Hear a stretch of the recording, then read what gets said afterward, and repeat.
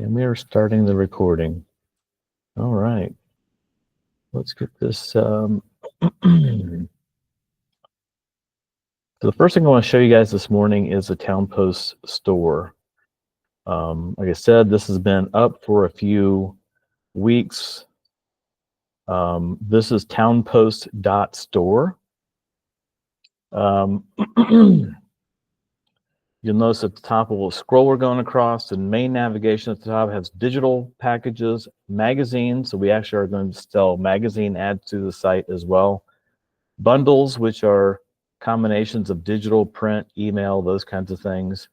This little shop local is basically a way to navigate the site. If you're just coming in from somewhere and you don't know there's a bunch of TownePost magazines, this might be the way you shop.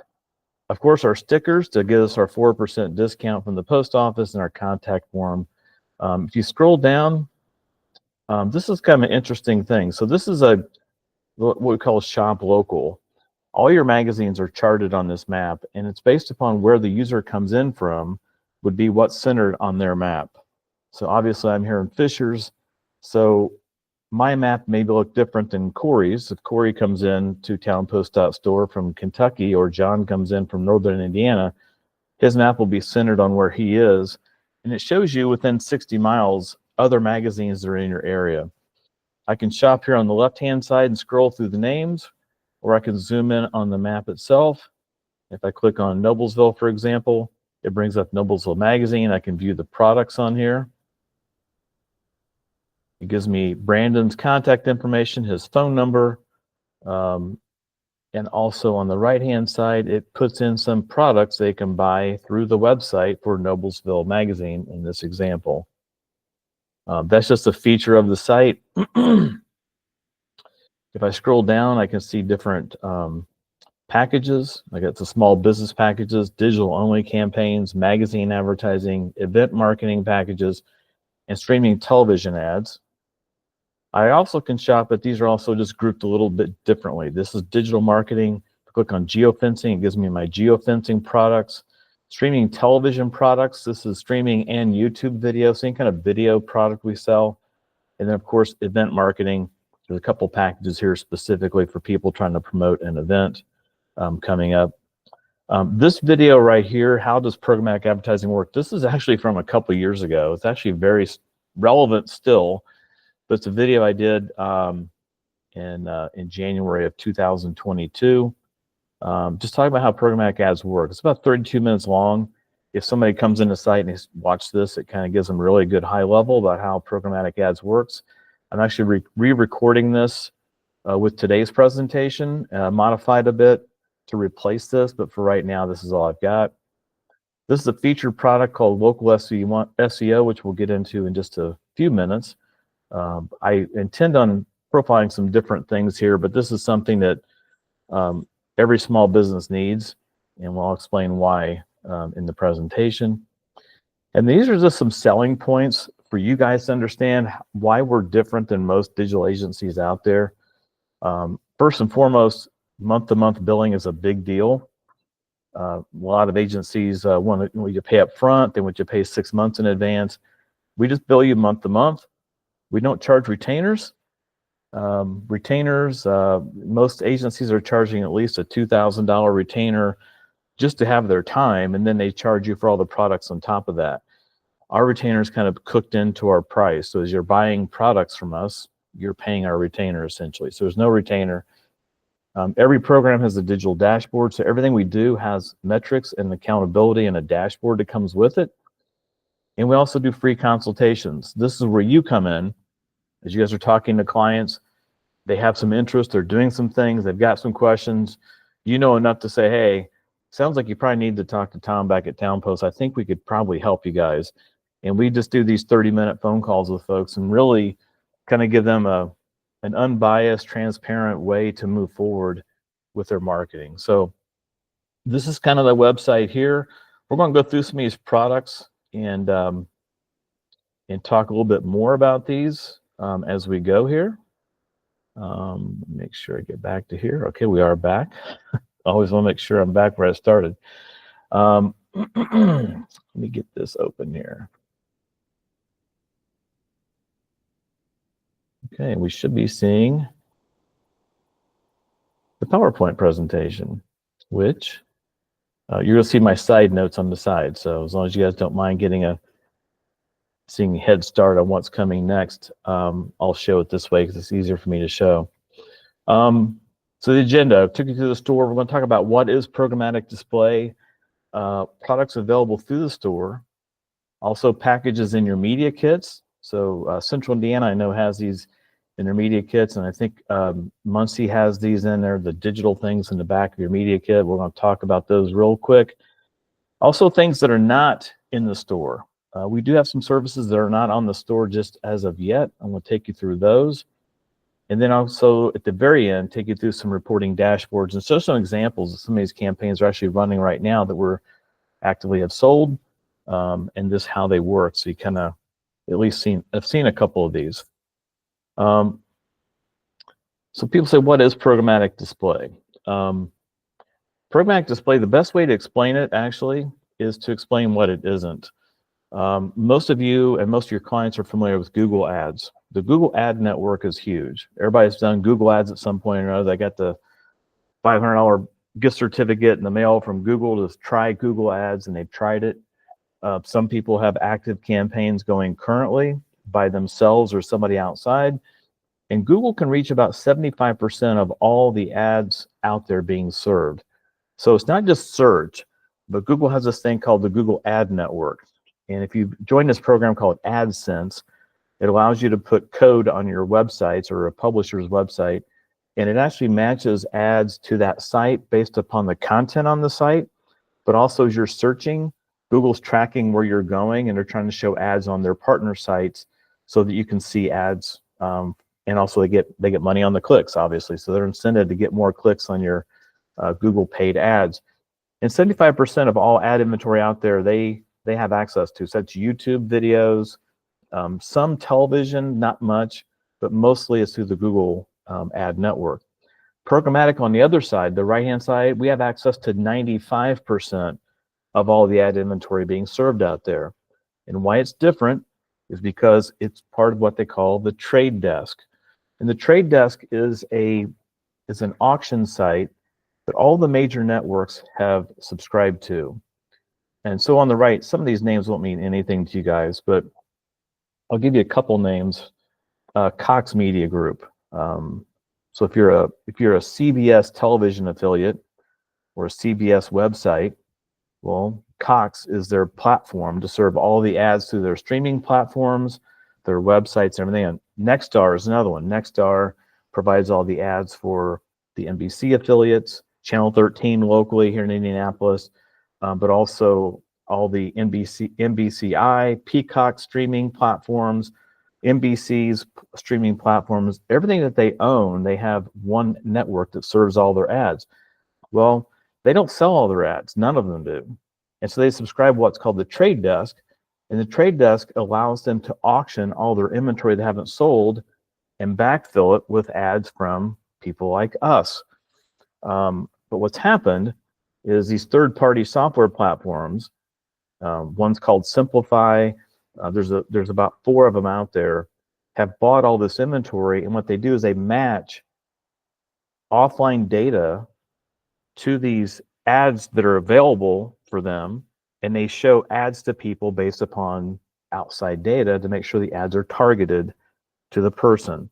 And that's why this programmatic thing is so powerful. Instead of you showing ads to everybody on Channel 13 that's watching the news tonight, you're now only showing that ad to people that are targeted, or people who are more likely to buy from you, somebody who went to a geofence, somebody who's bought something similar to yours in the past, somebody who has a demographic that matches who you're trying to target. That's the only people seeing your commercials are those folks. And that's where programmatic, and that's why it's taken off so much, is it allows advertisers to really target and show ads only to people that have a propensity to buy their product. So that's what the trade desk is, and that's where we're buying most of our inventory through. The ads kind of look like this. This is a couple samples of them, but they're banner mobile ads. There's a tower size. There's 5 different ad sizes. We actually do that as part of our service. We don't charge extra to do the design. And we try to make them animated so they catch people's eyes and attention when they see them. So the way it works is you create, as you're surfing online, you're reading things online, you're going to different websites, you create what's called a digital fingerprint. And that follows you everywhere you go. You guys have noticed before, you've been on a website, you maybe went to Lowe's to look for a sink, and as you left that website, you went somewhere else, you started seeing ads for that same sink you just saw on Lowe's website. Well, you left your fingerprint behind, and Lowe's said, oh, wait a minute, let's show them ads on these other sites because we want our ads to follow them wherever they go. Well, that's kind of how programmatic works. And that digital fingerprint goes beyond just what you're doing on your laptop or your mobile device or your PC. It also goes based upon where you're at, your location services. You've got your phone with you at all times. As your phone goes in and out of different places, you can get targeted. So that's kind of how they find you and they follow you around. Some important terms you guys just need to know, and I'll mention these throughout the presentation, but something your clients will be aware of.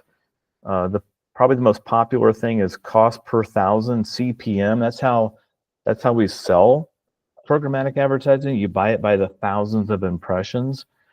So on our website, you'll see a CPM or a cost per thousand. So just a rough number is, if it's a $10 CPM, that means for every 1,000 impressions, you pay $10. So for 1,000 impressions or 100,000 impressions, you would pay $1,000. I will hold you to the math, but that's kind of what that means. Impressions is when an ad is shown. So they didn't click on it, they just saw it. And so what we're selling is how many impressions, how many times we're going to show an ad. And people that are doing programmatic ads and might be get targeted, or they got in their geofence or whatever, they could see multiple impressions in a day. So it's not based upon how many people there are, it's based on how many impressions we serve up for a campaign. Geo-targeting is for every campaign. Every digital campaign we do has a geo-target, and the geo-target can be a zip code, it can be a radius from their business, it can be by state. We just have to put parameters around the campaign. Now, the beauty of a geo-target is when you geo-target every campaign, that also limits who can see the ads. So again, if I'm a small business in Noblesville and I only want to target people within 5 miles of my floral shop on the square, I don't want people going up to Anderson seeing ads for me, because that's just too far away. They're not going to drive to my shop. Even though if they got targeted, if they drove outside of my geo-target, they're not going to see ads anymore. So that's how we control how the ads are shown, and every campaign has that. The fourth one down is geofencing. That's probably the sexiest term in all of programmatic advertising. The ability to show ads to people based upon where they've been or where they currently are is extremely powerful. This is a very passive-aggressive way for people to advertise to people who are going to their competitors, for example, or going to a home show, and they want to advertise to everybody who went to the home show. They had a booth there, but everybody came by their booth, so they want to advertise to everybody who went to that home show. We're geofencing the home show. So geofencing is a huge draw for folks. And if you bring up geofencing, you're probably going to get them shaking their head that they want to learn more. Behavioral targeting is actually better than geofencing, but not many people know what behavioral targeting is. Behavioral targeting is over 5 million data points that we have. So behavioral targeting is based upon things you like, things you normally read, places you normally go, things you follow. Behavioral traits could be things like I'm recently divorced, or I'm on a dating app and therefore I must be single, or I've got 3 children at home and they like to watch cartoon shows. I mean, we can target them a lot of different ways. Behavioral targeting is by far what sells programmatic. It's hard to get their head around it. So we usually use geofencing to kind of get them in the door. But once we talk about behavioral targeting and these propensity lists, it's an easy sell. Cross-device matching is basically, if I get targeted, if I go somewhere and my phone gets tagged and I get targeted, the minute I get home, all my devices on my home network also get targeted. So that's what they call cross-device matching. And that's really important for that is when you start getting streaming television. Streaming TV, we actually can do behavioral, we can do geofencing, everything with TV. So imagine you get home and now you start seeing TVs, streaming television ads for somebody you just got targeted on because you went into their store. And the last one is conversions. Conversions have, for most people, mean that they got a client. But in programmatic display and streaming television, conversions can mean somebody that came back to their website or somebody who came in physically into my building. That would be a conversion. So we'll talk more about what those all mean. But just kind of what, as a reference point, that's what the definition of those terms are. On our website for TownePost.store, we have two main packages for digital display. The top one is the basic digital display. You'll find out on TownePost.store.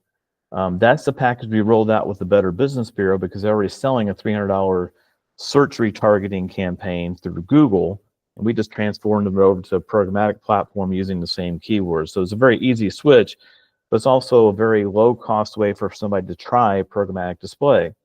What they get with that is they get the basic package, they get the top three targeting techniques. So they do demographic targeting, search retargeting, and geo-targeting, which we do on every campaign. If they pay $500 or more, it gives them the ability to do a few more things that they'll find interesting. Site retargeting, which I'll explain what all these mean, but they can actually retarget their websites if they pay $500 or more per month. They can also do behavioral targeting. Again, those lists I was telling you about, people who are recently moved or looking to move, all these behavioral traits we can target people based upon. They can add that if they go up to $500. And the last one, which is always the big sell, is geofencing. If they go into $500 or more on their campaign, they can also turn on geofencing. That's a huge sell for people. So let me step you through what these things mean. Demographic targeting.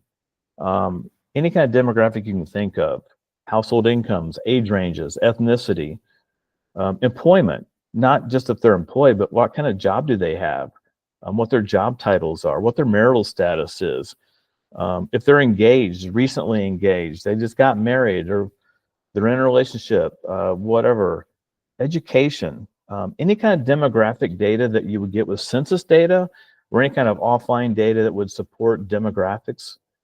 We can target them based upon that. And again, that's in the basic package. That's not even enhanced. So that's just a basic demographic profile. Many of your clients are probably, when they talk about your rate card, and they'll ask you, what's your demographics? Well, they're wanting to know, what's your average age? What's the household income of the people you're mailing to? Well, digitally, we can actually get really granular. We can just target, I've got a couple campaigns running for schools that are targeting households with children between the ages of 1 and 5 years old. That's pretty targeted, but that's just a demographic targeting.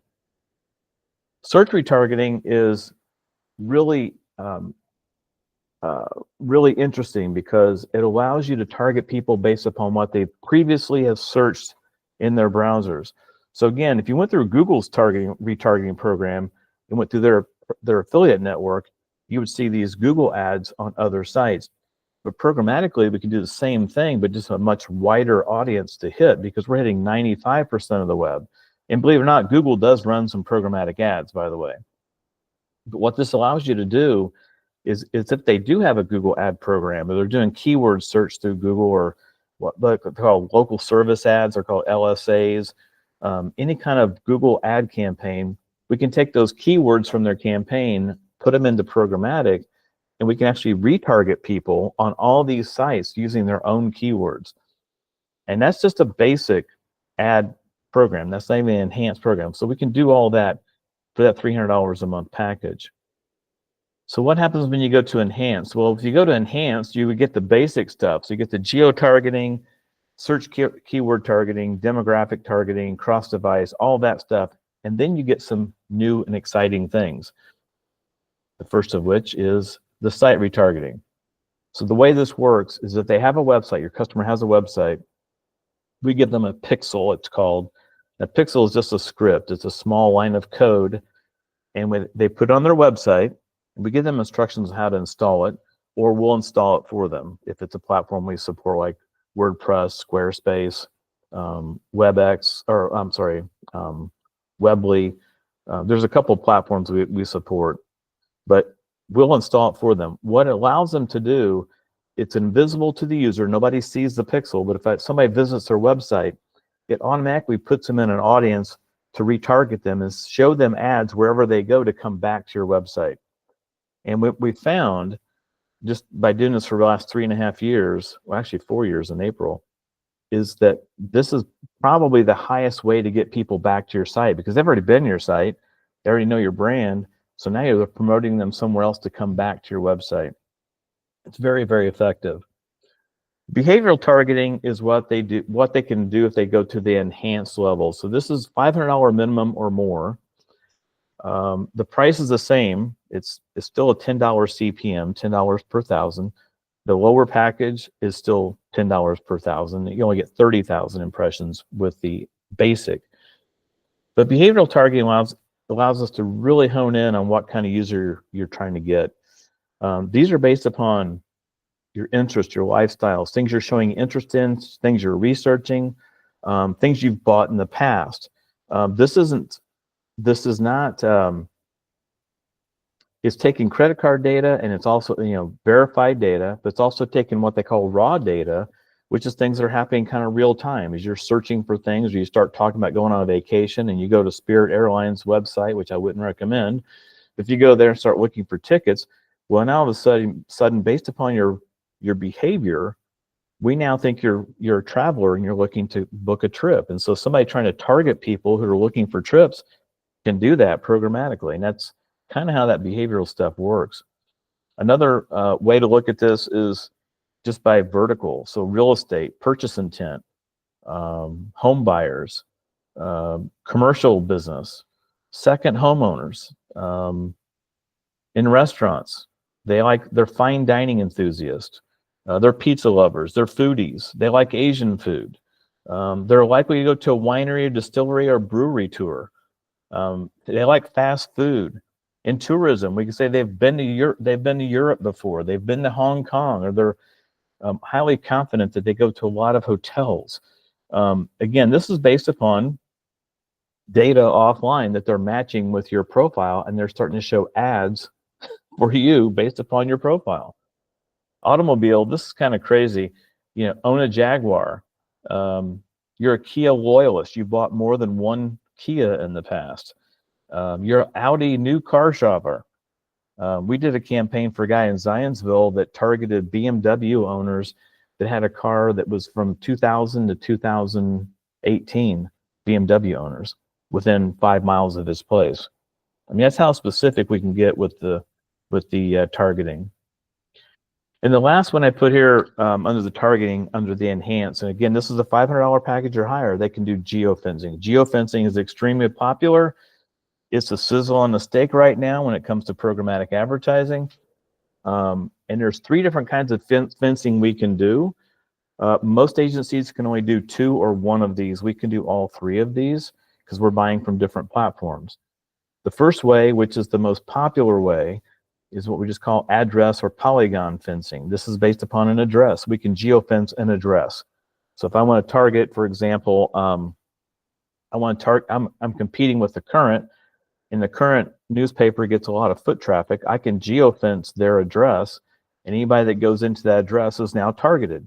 Restaurants use it all the time. They have a restaurant opening up.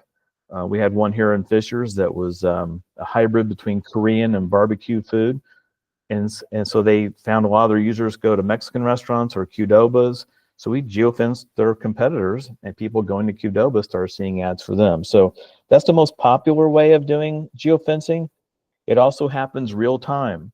So when you set up a geofence under the first method here, you set it up, you turn it on, and from that point forward, it starts tagging people as they're coming and going from these locations. The second one is what's called device ID. Now that's based upon your phone device, and this is data we're getting from the cell tower itself. And this is for historic data.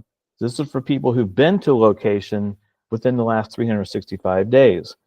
Now this comes in handy when you're looking at some place like we did a pitch to Mike's or Crew Car Wash. We could actually tell them how many people went through the non-membership line. So the left 2 lanes of Crew Car Wash, we could fence that and tell them and pull all the device IDs of all the phones who went through the non-membership line and show ads to them to join the membership group. We've done a lot of historical data with like a store went out of business. We had one of our customers is Mathnasium. It's a client that Brandon brought us. They're now doing 71 locations we're doing campaigns for across the country. But one of the locations they had was in Austin, Texas, and they had a Sylvan Learning Center that was literally 2 blocks down the street that went out of business. So we actually went back and did a device ID lookup. We geofenced that Sylvan Learning Center, and we pulled all the device IDs that had been there for the last 6 months, and we started showing them a campaign digitally to come to Mathnasium, which is 2 blocks down the street. My most famous device ID story is we do a lot of work with Live Nation. You know, they do the concerts. And they don't come to me when they have Kenny Chesney come to town, because those guys are taken care of nationally. But they get a lot of these B and C level concerts that come to town, and they need help with them. And so last year they had Donny Osmond, of all people, coming to Old National Center in downtown Indy. And I think the concert was in April. Surprisingly, Donny Osmond was not sold out, or surprising or not surprising. So they want to do a campaign to try to get people to come to Donny Osmond. But we did some geofencing around the Palladium. There was a couple concerts leading up to their concert with Donny Osmond that were similar in style and in music to Donny Osmond. But what I found was I found a concert that Donny Osmond had done in Fort Wayne last September, and he sold it out in Fort Wayne. So guess what? I went back and did a device ID look back, and I geofenced the arena where he played that day, and I got all the device IDs, all the phone IDs, and we targeted them with a campaign to come see Donny Osmond in Indianapolis. And as luck would have it, 3 days before the concert, he sold out the concert. So that's a practical use of geofencing, and this whole idea of being able to look back and see people who have been there previously. And again, this is data come from the cell tower.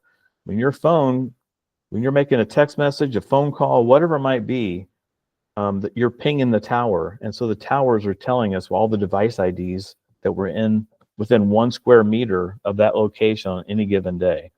It's pretty effective. The third one we've done a couple campaigns for, it's called micro proximity. I do have this available on TownePost.store. This is for people that want to do geofencing in real time in a certain area only. And so where this came up, we did a campaign for Cincinnati Bengals player who was selling hats at the Bengals games. And so we geofenced the Cincinnati Bengals stadium on the Sundays where they play. Well, I think it was a Monday night game too, but we fenced them on their home games. And during the game, people would see ads for these hats. But when they left the stadium, they didn't see the ads anymore.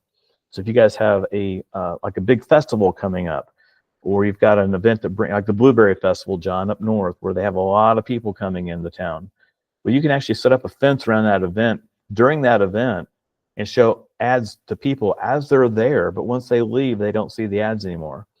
So that's another practical use of geofencing.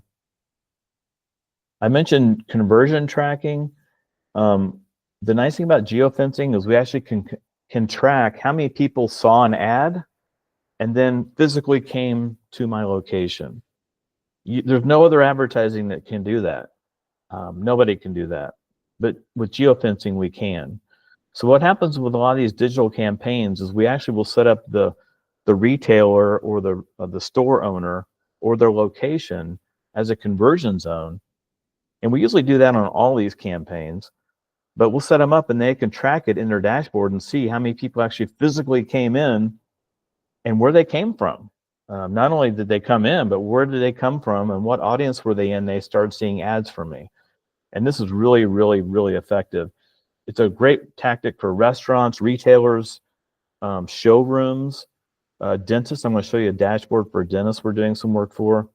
Model homes. If you have home builders, we did a really good campaign up until interest rates went up, we were doing a great campaign for one of the home builders that had a model home. We geofenced that as a conversion zone, and then we geofenced a lot of the apartment buildings, and we had new movers, people looking to move, behavioral audiences, and they actually could track how many people came in the model home and where they came from. It was really effective for them.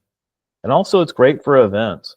If you're doing a big event and you're promoting something ahead of time, and then you make the event itself the conversion zone, we'll know at the end how many people showed up to the event that actually saw ads previously and where they came from. And event organizers absolutely love that. So the products on our website that you can go to and learn more about this, or people can come in and buy. We get the retail geofencing campaign. That's really designed for retailers. Again, it's an enhanced campaign. It starts at $500. We can do look back geofencing campaigns. And then the last one's that micro proximity geofencing. Again, if you're only looking to target people while they're there, it's a great way to do it. Next, we're going to move into streaming TV. And it looks like Amy has raised her hand. Amy, go ahead if you have a question. Is that per month, the 500? Yes, it's a 3-month minimum as well. Okay. Yeah, they have to do 3 months. Yeah, good question. Okay, so for streaming TV, we can run on any streaming platform except Netflix and Hulu. So every platform. And on the left-hand side, if you guys can see that, that's as many as we can get on a slide. But if it's streaming, we can run ads on it. We not only can use it on different platforms, we also can stream it on different types of devices. One of our biggest devices we run on is like Samsung TV has its own built-in guide. So a lot of people stream through the Samsung TV guide. Our ads will show up on Samsung, Vizio televisions, Pluto TV, Sling TV, every network you can imagine, our ads run on. Netflix and Hulu, the only reason we can't run on those two platforms is because they have their own ad network, or their own ad platform, and they're not part of the trade desk. So they opted not to be in the trade desk. They're just backfilling their own inventory with house ads. But everybody else, we can buy TV ads on. TV advertising is really effective. I'm going to show you a dashboard here in a few minutes of a campaign we have going for somebody. These start at $8.75 per month. That buys them 25,000 commercials. It's a $35 CPM. If you go to the website on TownePost.store, you can read more about it and kind of see some samples and all that kind of stuff. But for this presentation, just know that you can do all the things you can do digital display-wise with the enhanced programs for streaming television. So imagine if you're doing geofencing and somebody goes to competitors and they go home. Now they see ads on their devices and they see display ads, but now they're streaming Office reruns and they see a commercial for your location. It's very, very effective. The blend we do is it's a 60-40 blend. Now we can do all large screen or all small screen, but what we sell and what we recommend for clients is what we call the 60-40 blend. The reason is because the price is a lot lower. It's $35 per thousand. So that's why we can do an $875 per month minimum TV campaign. But the beauty of it, if you do large screen with small screen, both, so 60% of the ads or more are on a large television and 40% or less are on what they call small screens, mobile phones, tablets, laptops would actually be counted as a mobile device. So the nice thing about that, though, is if you think about it, if you're watching television and you see a streaming ad for a restaurant, you're not going to stop your television and click on it, that TV commercial, and go to their website. I mean, you just wouldn't do that. But what they do is they pick up their phone or they got their iPad handy, because everybody's multitasking while television's on, and they go to the website on their phone. Well, by doing a small screen, what happens is we can now track clicks coming to their website or through the commercial on their IP address, and that counts as a click to that TV commercial. And what we're finding, and this is not, I'm not making this up, we've got about 4 clients in the last 4 months that have been doing digital display. they tried doing commercial spots or doing streaming television, and they got such a better response from streaming that they started turning down the digital display and turning up their television commercials because they're getting better response from it. And so this is very, very effective. If you have any clients who've ever done television, or they have video assets where they do a lot of video online, or you see them, they've got a YouTube channel or something, you might mention this platform to them, because I think they'd be very interested to know they could run television spots on television for as little as $875 a month. This third one is YouTube videos. We can do YouTube videos. The thing that we can do that you can't do through YouTube is we can actually use our targeting to make the campaign even better.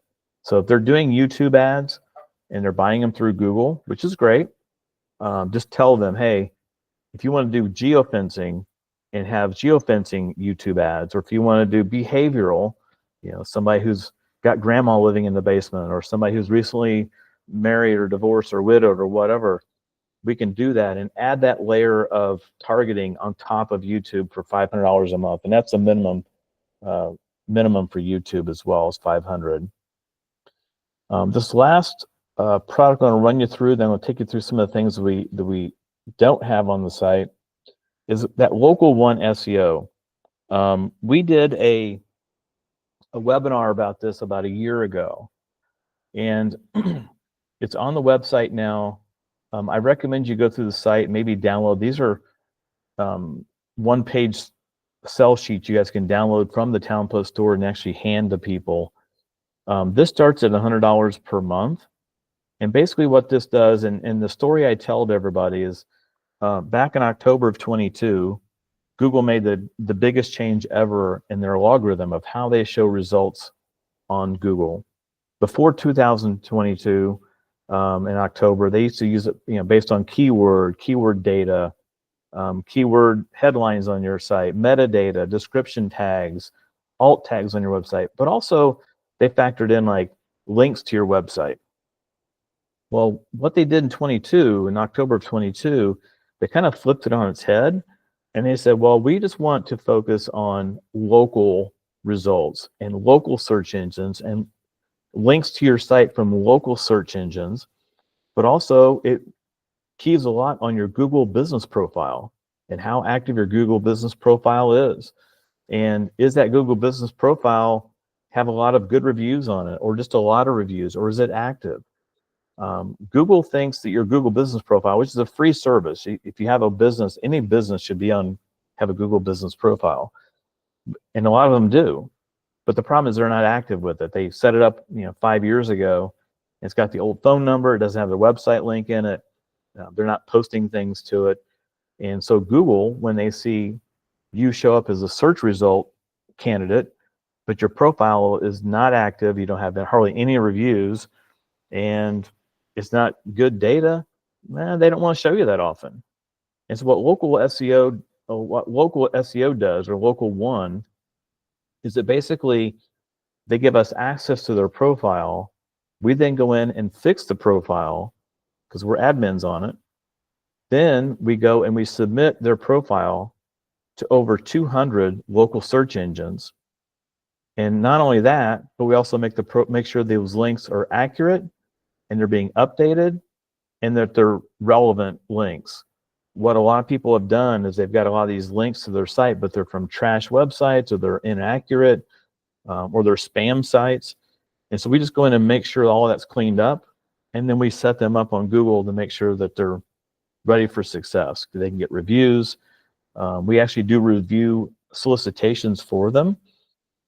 So if you guys have a business that's a retailer or a house painter or a home services company, and they're getting reviews on their site, well, that's great, but if we don't get those reviews in Google, and we don't get them often, and we don't respond to those, then it's not going to help them any. So we actually manage that whole process for them. It's not very expensive.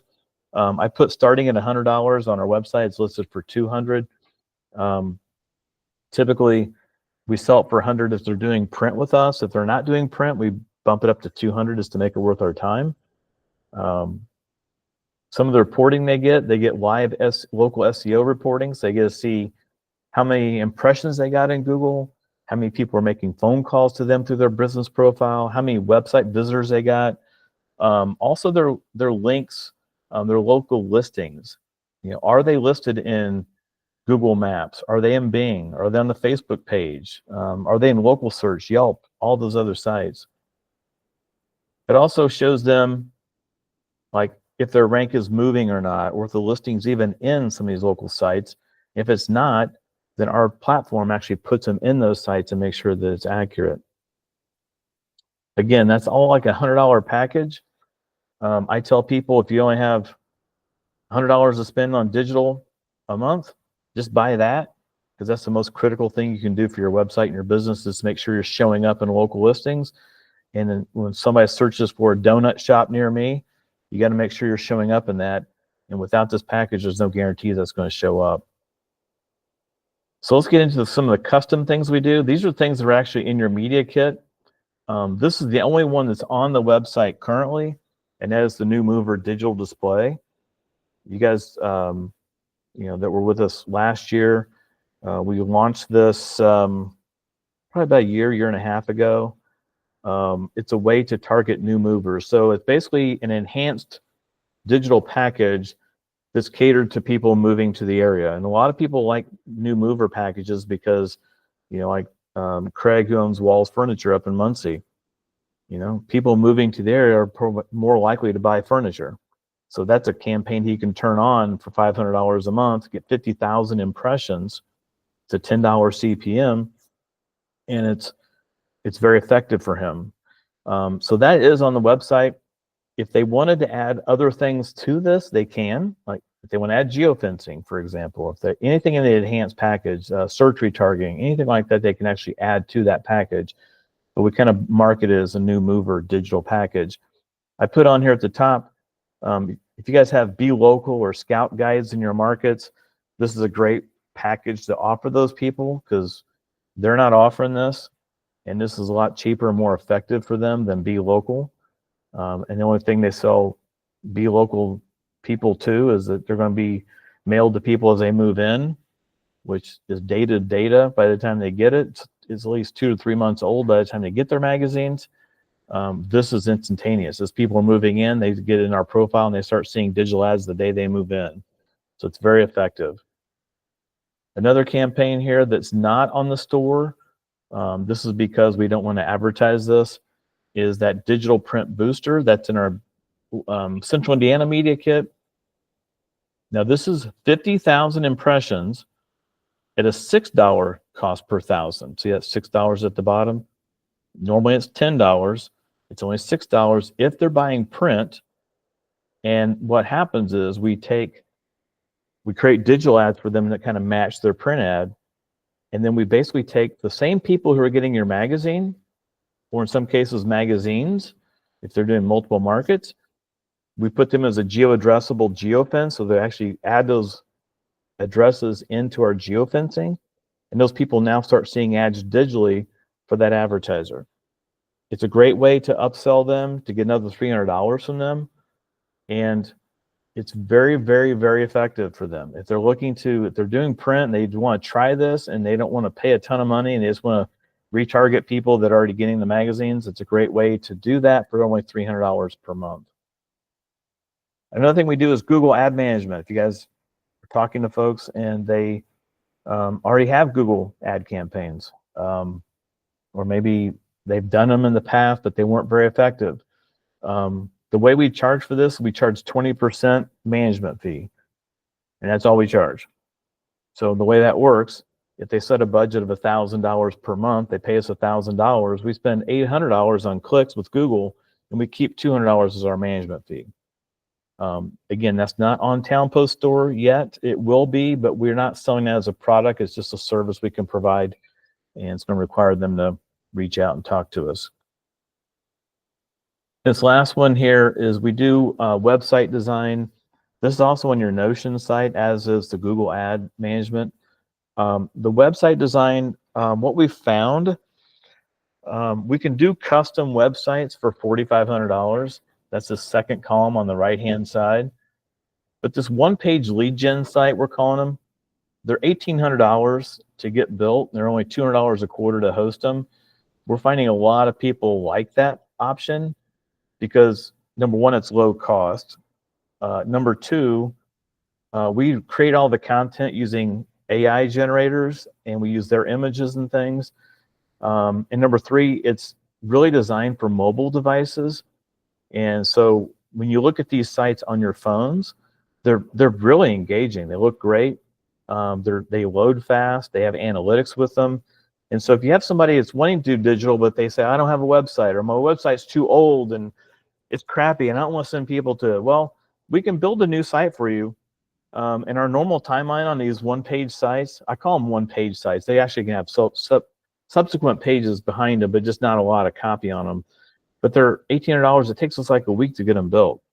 So it's a really quick way to get them up and going and kind of get past the hurdle of I don't have a good website to do. So let me stop sharing my screen.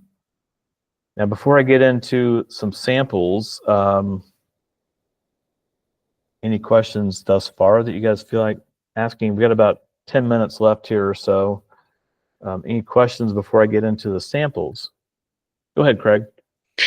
Hey, Tom, how are you fetching Google reviews on the, I forget what slide, maybe 4 or 5 slides ago? The local one? Yeah. So we don't get reviews. We actually solicit the reviews for you. So the way we do that, we have clients that send us like they just copy and paste emails to us once a month, and we put them in the platform, and it sends them an automated email that says, hey, thank you, Tom, or thank you, Craig, for your recent business. If you would do us a favor and give us a review on Google, we'd appreciate that. If you had anything less than a 5-star review, please let us know what we could have done better. And so we send that email on their behalf, and then they come into their profile and they leave a review. Once they leave the review, we then respond to the review, which is another important piece of this. A lot of people have a lot of reviews, but they never responded to them. And Google thinks you're ignoring them. So we respond and say, hey, great, thank you so much. It was great working with you, Craig. Or if it's less than 5, it's like a 3-star. We typically will reach out to the business owner and say, hey, you know, what happened here? You might want to handle this. And they might try to go back to that person, get them to take it down, or, you know, work something out with them. But that's what we do as part of that $100 to $200 per month fee. How often are you sending out that email? We typically do it monthly. Okay. We've got one client we do twice a month because they do a lot of carpet cleaning and stuff, and they send us about 25 to 30 twice a month. Okay.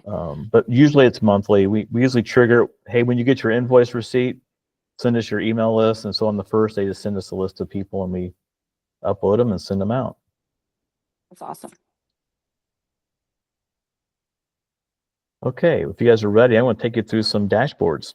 The first one I'm going to show you is just from some programmatic display ads, okay? So these, let's take you here. I'm going to show you this one. This was one we just launched for Little Petal Farm. This was the client that Brandon referred to us. They are a local flower shop in downtown Noblesville. So you can't get more local than that, right? At the top of this, on all these dashboards, it shows you the number of impressions. So she's only doing 50,000 impressions a month, which is $500. That's the minimum. And she just launched it on January the 8th.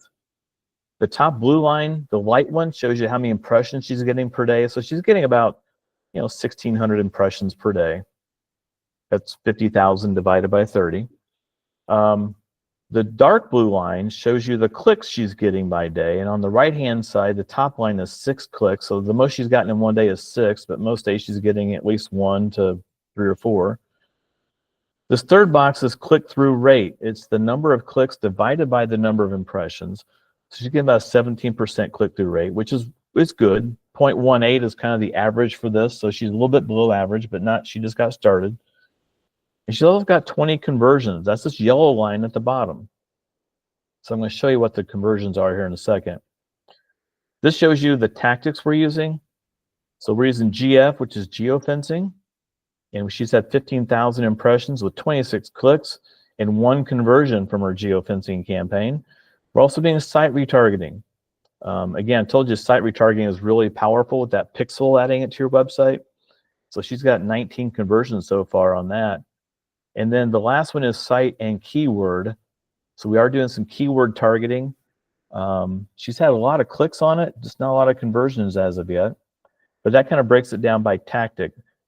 Just to tell you guys, when we're doing digital display or streaming television, we can use a myriad of tactics. We don't have to just use one or the other. And it doesn't cost any more to do geofencing and site retargeting and keyword targeting. As long as you're in an enhanced program, you can do all of them. And so for this one, we're using those 3 tactics: geofencing, site retargeting, and keyword targeting. This is just by device where her ads are being shown. This is the conversion summary here.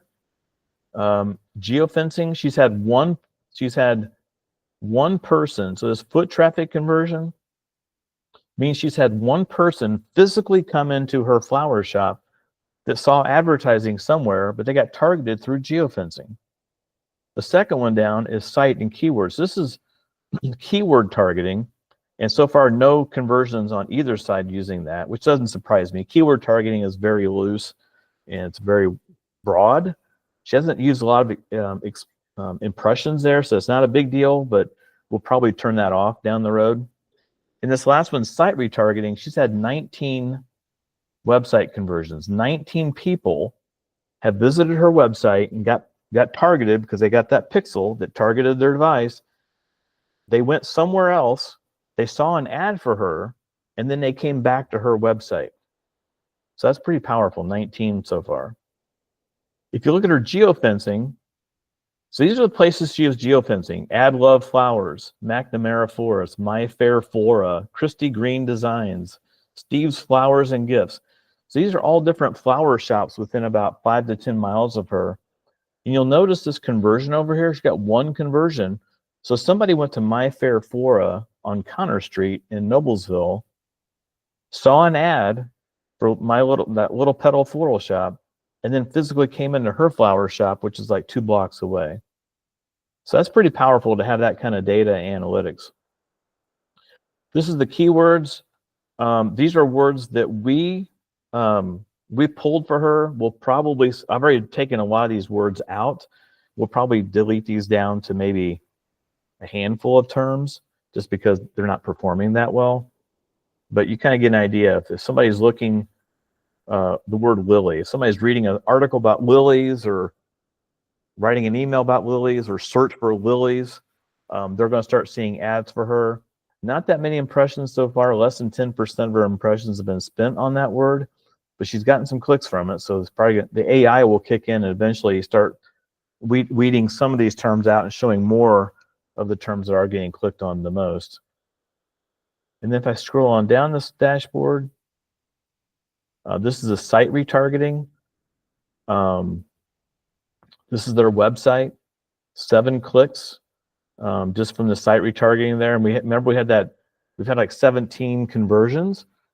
So some of these people may have come back more than once. They would count, if they're more than 24 hours apart, they would count as 2 conversions if they came back 2 days apart. And this just shows the artwork we're running and the data on the artwork itself.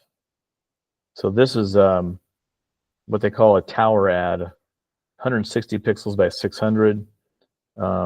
It's been shown 302 times, which is not very much. If you look at the ads that are getting shown the most, it's this ad right here. It's a 320 by 50. This is the size ad that shows up on a mobile phone at the bottom, like if you're on your weather app, or you're on your Wordle game, you're playing Candy Crush, anything on your phone is going to be that size ad at the bottom.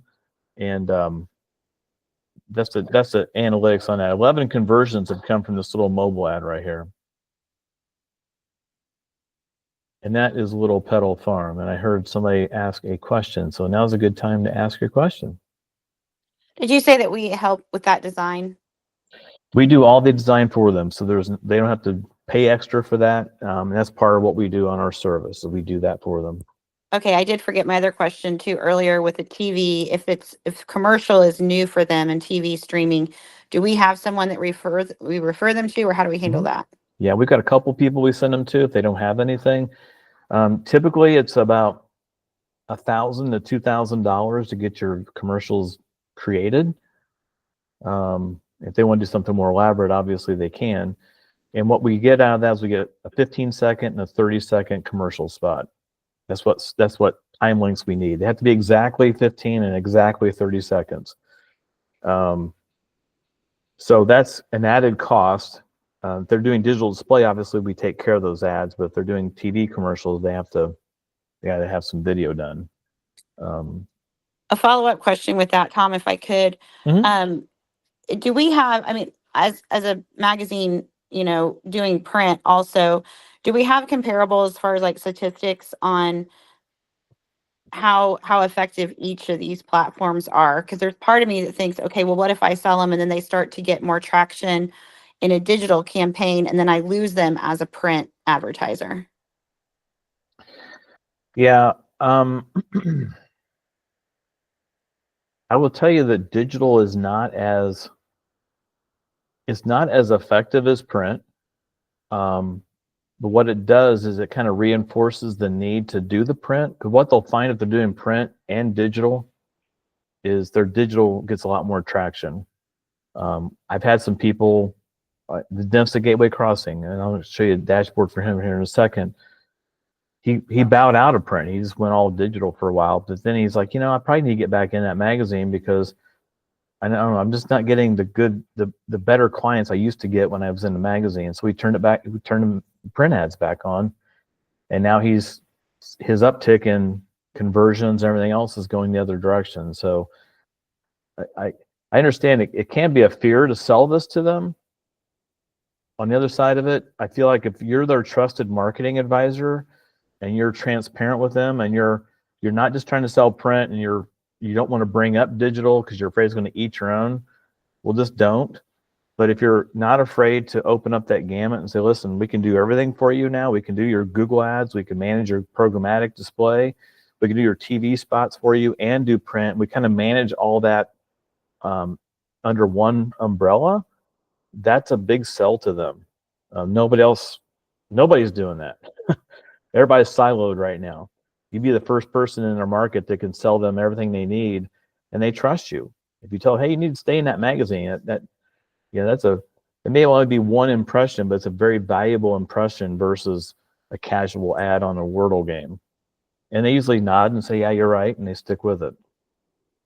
I don't know if that answers your question or not, but Yeah, for sure. I didn't know if Brandon had anything to add to that as well, like since he does do so much digital. Brandon, you want to unmute yourself and talk about if you feel like you've been eating your own at all with digital?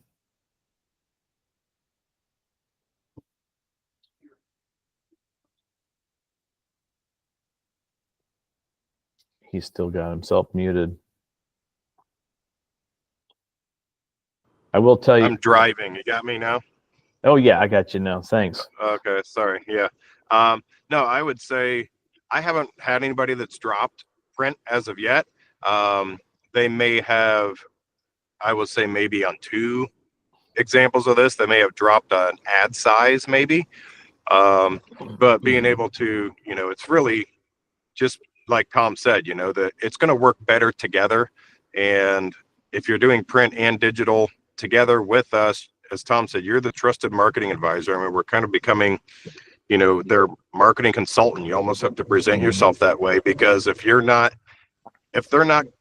going to be doing this. If they're not doing it now, they're going to do it at some point, and you'd rather them do it with you than somebody else. Like Tom said, everything's siloed out there. So somebody else is going to get their digital business at some point. So it might as well be you. And, to me, everybody that I've seen, like Tom had, we did have somebody on my side too that dropped on the print side, and we got them back in the print side, and everything started lifting again. So I think we've got that. I don't know if it's a case study to show or not, Tom, that we could put together. I wouldn't think you're really going to need it. If they do that, they'll probably see that themselves and turn right back to you on the print side. I think Tom and I have both seen that. We've even had examples, you know, like Tom said, we've been doing this for what, 4 years now, I think. And Mhm. I've gotten really thick and heavy into it the last 3. We've even had clients that have come, brand new prospect that came in and started on the digital side with us and then added print. So it Mhm. does go that way as well. And I mean, I mean, I think Tom and I are the ones that are doing most of the selling on this digital side of things. And you guys got to be out there talking to these people, because if you're not, somebody else is. And then you may end up losing the whole client altogether if you're not talking digital. Because even these small little guys like Stroll and Be Local are talking digital. They may have a crap product, but they're talking to him about it. And client A, B, or C, the little small business on the downtown square in Franklin, trusts the Be Local person. And you know, it may, like I said, it's not what we have for and can offer these people on the smaller scale for these small businesses for $300 a month, $500 a month. You're not going to find it anywhere else but at Town Post. And when you're talking with the bigger clients, like Tom said, everything that I've heard talking with some of these bigger clients too, we've gotten business. I mean, hell, it's kind of how we got Live Nation. Mhm. Was number one, our efficiency. Live Nation needed that Donny Osmond thing turned around in 3 days, and we did it. Where the provider they were working with before was charging them an outrageous retainer and could only turn this around in 2 weeks for them. So you've got the mobility of us being agile enough to turn our little dinghy boat a lot faster than Mhm. what, CBS, MyStar, whatever can turn their gigantic cruise ship. So we've got that agility and the speed of what we can turn these around at in our back pocket as well. Freda, did you have a question too? I see Freda and Craig has a question. So Freda, do you want to go?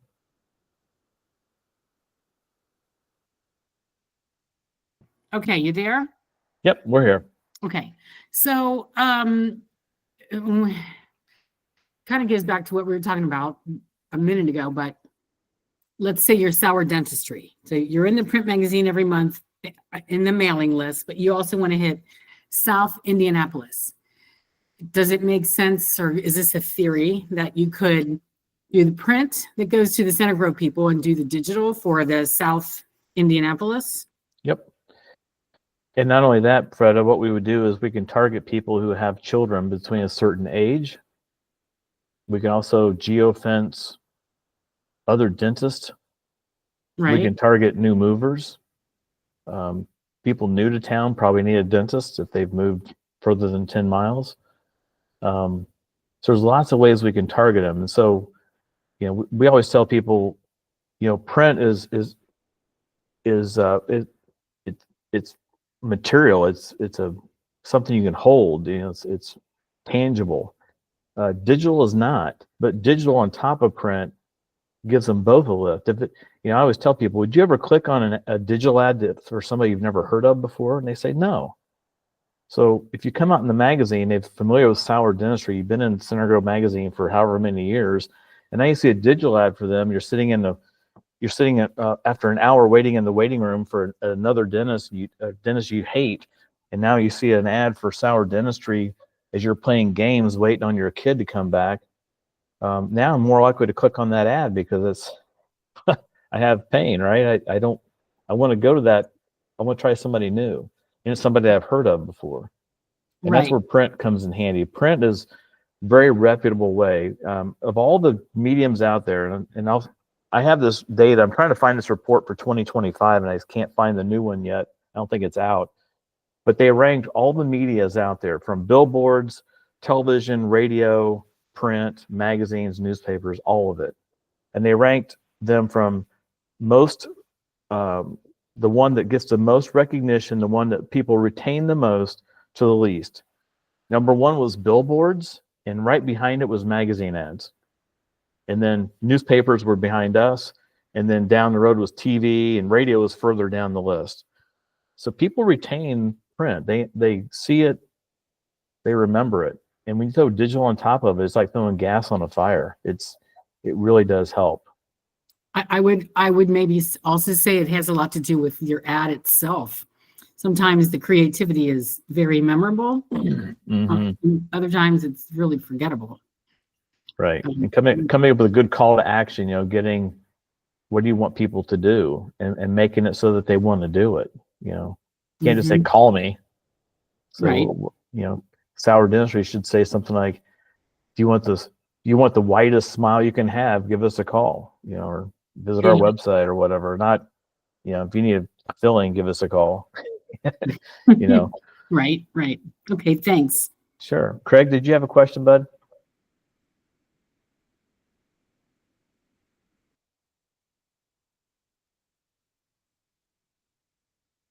If you do, just interrupt me. This is a campaign. Sorry. Go ahead. I just wanted to follow up with kind of what Brandon said. I have a furniture store and I have a trash bin cleaning business as well. If any of your accounts are advertising on any other medium, they've been pitched digital, and they might even be doing it. And for the last 10 years, I've thrown money every which way at digital offerings, and I've never ever had someone pitch me something under $1,200. So because we can have a dashboard that updates daily versus if your client is on the radio, I bet you 50% of those clients are doing digital, whereas the radio station is taking money, buying it from someone else. They want paid, then those people want paid. So you end up with very little ad spend. With our product, it's not that way, and it updates daily. So I had printed off a lot of everything I've done, basically dashboard wise. Tom and I've looked at it for the last 6 months, and then I canceled everything and we're just doing TownePost. So just kind of looking at what makes sense for the business. I'm going to do some programmatic. I'm going to start a little heavy. Having some TV commercials made. Then I'm going to back down on programmatic to around $12.50 a month. With that $12.50 a month, I'm going to get more results than I was getting spending $3,000 a month. So it's big. If your clients trust you, there's no point, or there's no reason why you shouldn't just kind of mention it to them and bring Tom in on a Zoom or something. Just my friends that are business owners that we've briefly talked to are all kind of blown away by what we can do. So we literally have the best offerings out there. Yeah. That's Tom, why haven't you sold the sweatshop better on this? I'm kind of let down right now. I should have done this. You're not a very good salesman. Honestly, I've had so many people coming at me. I don't have time to be proactive and sell anybody. It's like, I got them coming out of the woodwork at me. But no, the beauty of this is, Tom, yes. Can I add to what Craig was saying? Sure. Just because one thing that I think is really important here to mention is that, you can look at us, and I've had people say, you guys are just little TownePost. You guys have, in the teens and magazines, what is this? When bringing in the whole BBB deal, that whole thing started as a print conversation, and it has turned into an absolute digital animal for us, because the product that the BBB nationally and regionally was using before was a crap product. And what we've got already, I don't know how many of those BBB clients are on this now, Tom, like 22, 40, 50. I don't know. It's outrageous, but what we can do is better than what the BBB had signed up for nationally. So take that into consideration. And, now thanks for speaking up, Craig, and speaking to the power and the results that we are getting above and beyond of somebody like a Nexstar and, who the Indianapolis Star is using. Because keep in mind, these guys are self-serving. When they sell them their Indy Star digital product, they're putting all of a bulk of these people's ad buy on their own platform. So they're making the money before they start buying it on a separate platform where they're not making as much money. That is self-serving to the Indy Star. That's not serving the client first. That's not putting all of these layers of their demographic target, their geo target, their retargeting, all the things that we are putting on there to serve the client first, rather than taking care of, our own inventory on TownePost.com, which I think Tom will even tell you, we're basically giving them that for free on TownePost when they do these ads as well. So we're not even charging them for that. And I don't think you even mentioned that, Tom, but You know, when I go through TownePost and I see, oh, well, yeah, we landed this digital client, there's that ad on there. I know they're not getting charged for it. But we are putting that inventory on the TownePost site for them as well. So you can hold this product up against, I mean, now you're hearing it from Craig, with Walls Furniture. You can, I mean, we need to get some testimonials from some of these clients to just say that this is a better product than anything else that's out there. So don't think that we're just small potatoes here. This stuff is working, and it's working better than what they are doing or what they've done in the past too. Yeah, and we're doing, you know, speaking of client lists, we got Live Nation, which I think last year, Brandon, we did what, 10 or 12 concerts for them, maybe more. Yeah. We did IU Health has done some campaigns with us. We've got just a lot of, you know, kind of bigger clients. Home builders have done stuff with us. So these are companies that typically buy through agencies or have bought through Local IQ, which is a STARS product, and they heard what we're doing and they gave us a try, and they killed whatever they were doing with Local IQ and just came to us. So Could we add those names to, you know, just to like the top of our, just to build credibility on our site? sure. On the store, that would be awesome, just to have those. And then I think those customer reviews would be big. I would really, really appreciate making that a priority, that we have some kind of, you know, being able to share that would be really big on our Facebook pages, and then also, you know, out when we're meeting clients. Yeah. I'll get on that. I'm trying to get some testimonials. I got 2 that I reached out to last week, and they're going to do something, and so I'm going to try to get 4 testimonials. Will be a slider on the new store, talking about our digital stuff. But let me run you through a couple more dashboards, and then we'll kind of have an open conversation. I know we have an editorial meeting here in 15 minutes, so I don't want to bump past that. This is one of the clients he was one of my first digital clients. It's a dentist at Gateway Crossing. He's a dentist in McCordsville. He's young. He's you know, he kind of gets it. He was doing some Google ads with some folks. I talked to him about programmatic. He wanted to try it. Now he's been with me now for over 3 years. And this is just the last 90 days. So he's doing, on the display side, he's doing about, I think, 50 to 75,000 a month. So this top line again is impressions. The dark blue line is clicks, and his yellow line is conversions. Now he owns a dental office. He's had 116 conversions in the last 90 days. You say, oh my God, what the hell? What's a conversion? He's getting it from geofencing. See this conversions here? So what's he do? Who's he geofencing? Well, he's geofencing other locations, other dentists, Fortville Family Dentistry, McDonald Family Dentistry, Lad Dental. He's also doing what we call an optimized list. These are what we call Lux list. So remember behavioral list. One of the things we can do is what they call Lux list. And these are lists that are,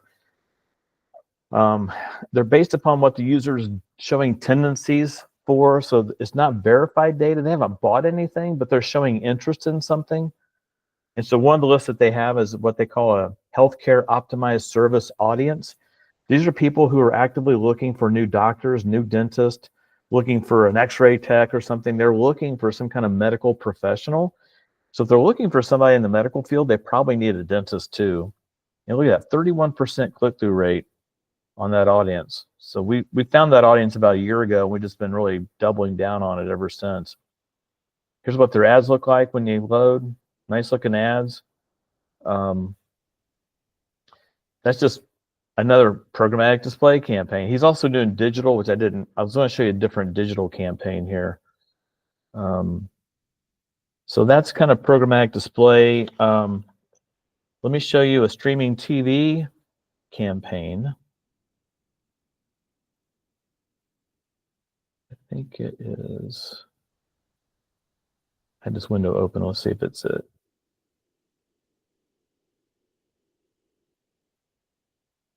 Looks like it's not showing you anything, is it?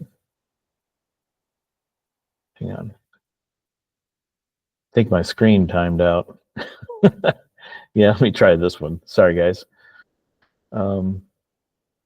Hold on here. Yeah, my screen just timed out. This should work. It's crapping out still. It doesn't want to show you guys anything. Hang on.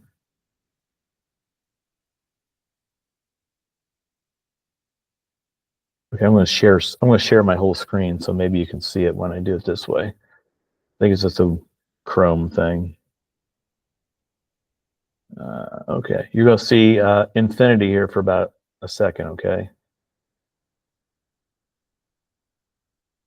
Okay, this is streaming TV. I'm just making sure you guys can see it. Can you guys see that okay?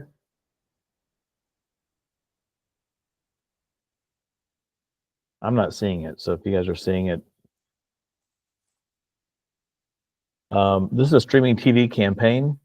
This one we're doing for a company called Tilson HR. They're our PEO for TownePost, but we also do streaming TV ads for them.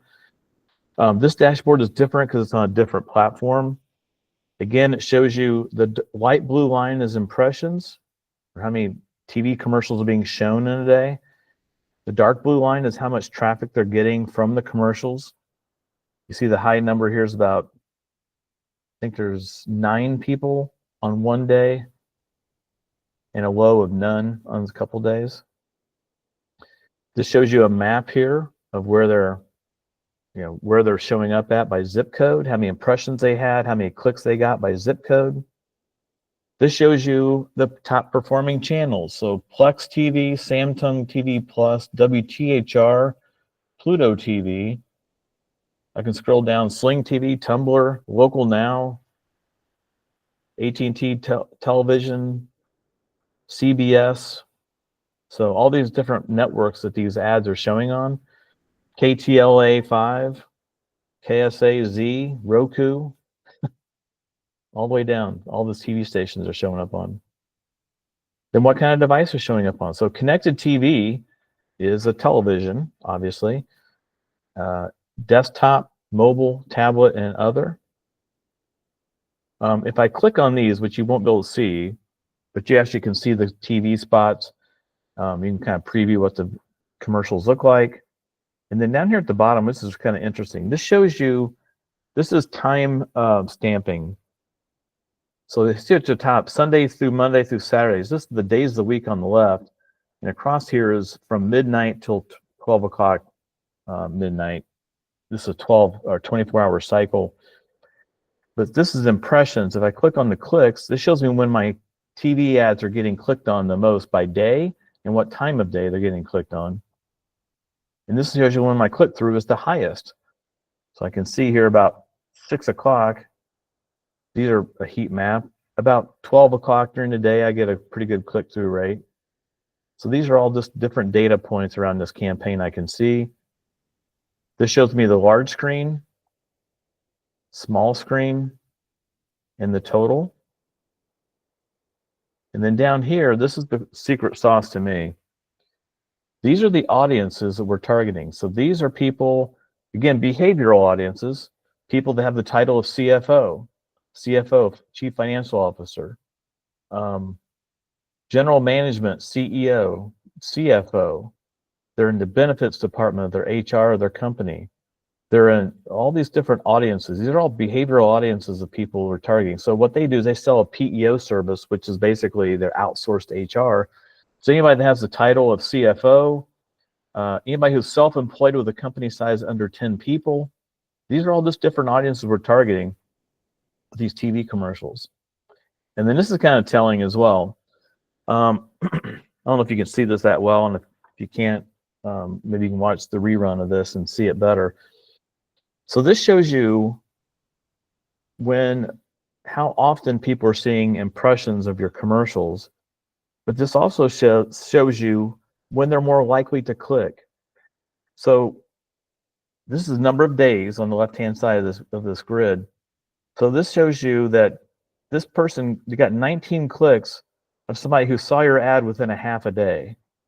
And you got 14 clicks for somebody who saw your first ad and saw your second ad within 24 hours.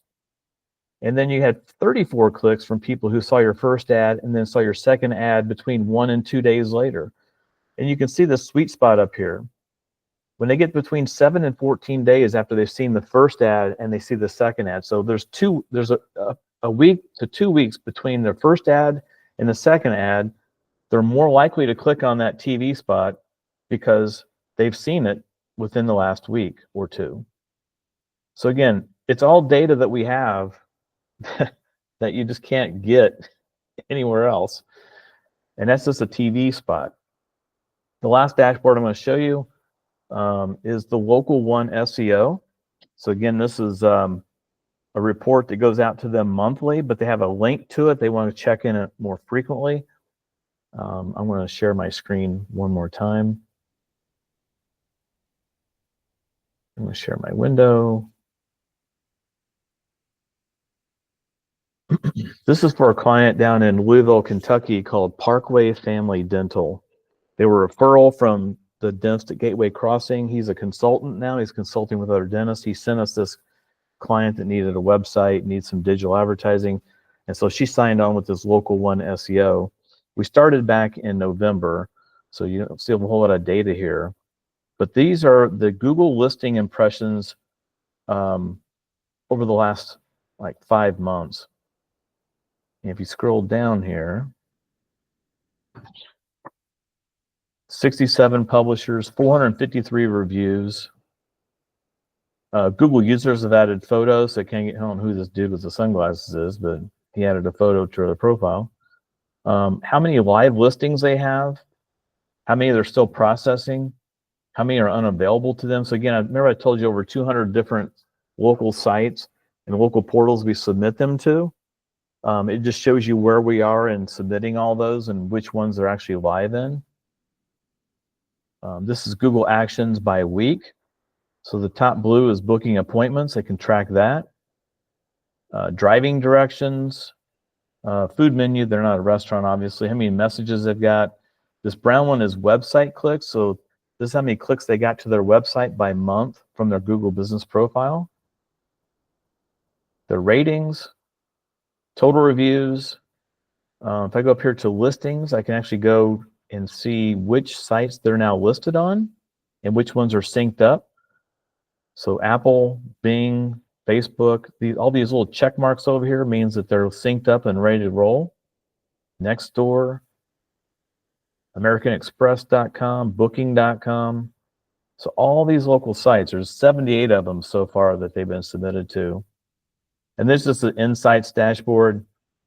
This just tells you what people are searching on to find their listing.